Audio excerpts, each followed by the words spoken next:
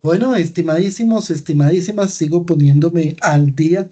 No se les olvide, por favor, visitar nuestro canal, suscribirse, darle like a los videos, dejar sus preguntas y comentarios y visitarnos en teopraxis.com, donde también, si desean, pueden apoyar esta tarea de formación teológica de una manera académica, responsable y seria. Bueno, en este espacio de Teo Preguntas nos llega una cuarta pregunta. ¿Qué es la gracia? Pregunta interesante. Si uno se va a las definiciones que nos ofrece, por ejemplo, el Catecismo de la Iglesia, nos vamos a dar cuenta que se trata de una ayuda que Dios le ofrece al ser humano para que pueda responder al llamado de Dios y de alguna manera vivir el proyecto de Dios. Pero entonces entraríamos con una serie de cuestionamientos profundos. ¿En qué consiste esa ayuda? ¿Cómo ayuda? ¿Por qué ayuda a unos y a otros no? ¿Cómo funciona eso? Y entonces realmente es una definición que nos coloca en más problemas y que a la hora de la verdad no define nada. A mí me gusta definir la gracia de una manera diferente.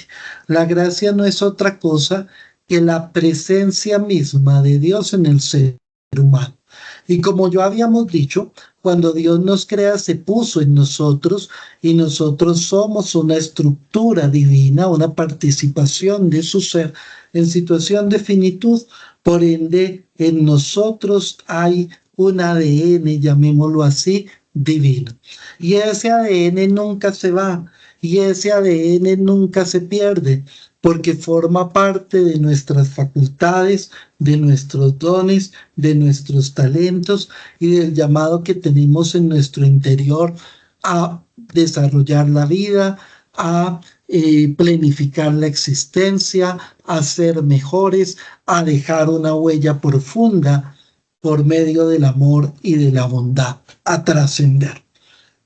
Entonces la gracia no es otra cosa que esa acción misma de Dios, que esa presencia y esa acción de Dios misma en el ser humano. Y ojo, no se va nunca, porque si se fuera, dejaríamos de existir, porque si se fuera, no seríamos nosotros mismos, porque si se fuera, no sería posible tampoco el reconstruir la vida.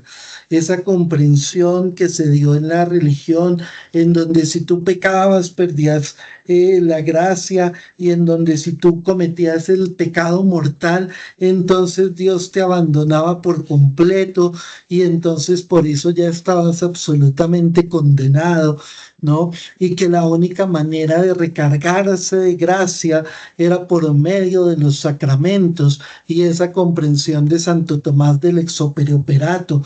Eso ya hoy en día es insostenible, porque eso llevó a una comprensión mágica del sacramento. El sacramento era una estación de servicio de gasolina donde uno iba a recargarse un poquito de gracia, ¿cierto?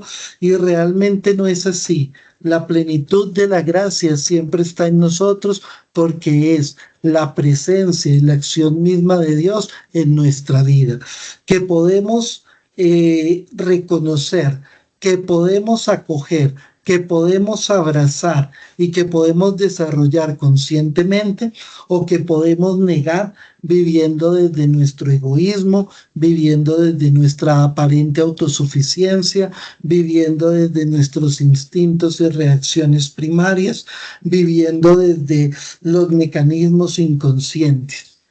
¿De acuerdo? Pero cada vez que el ser humano abraza su existencia y pone en desarrollo su existencia para desarrollar sus capacidades y en ellas dignificarse y dignificar a los demás, Dios está aconteciendo en esa persona, así esa persona lo reconozca o no lo reconozca. Y lo que menos le interesa a Dios es el reconocimiento. Muchísimas gracias. Dios los sigue bendiciendo.